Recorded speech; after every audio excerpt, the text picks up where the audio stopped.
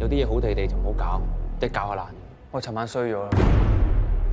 上面嗰個兄弟嚟㗎，我今晚夠晏㗎。係女人要落藥啊！老婆，我愛你啊！正正地你將我要嘅嘢拎出嚟。你知唔知聖蘇要坐幾多碌啊？咁你想我今晚坐邊碌啊？我今晚就教訓你。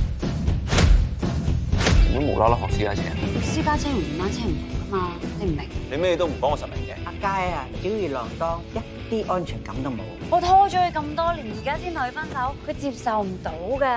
點會咁戇居㗎？男人大忌嚟㗎嘛。就好似食香口膠咁，你啱啱擺落口度嘅時候，又甜又多汁，你食下食到冇味啦，點啊？掠咗佢。男人年紀越大，越唔知自己要啲咩。所以喺呢個時候咧，需要我哋呢啲咁精明嘅女人話俾佢知佢需要啲乜嘢同做啲乜嘢。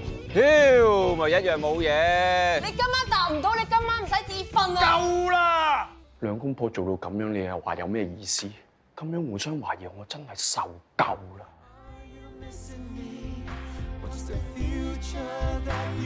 你想搞大個頭，個個結婚啊嘛？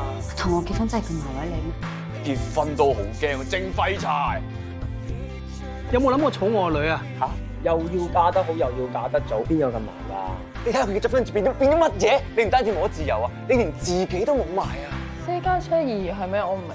電單車車兩個人，私家車車一家人嘛。Can we still figure this out? Is there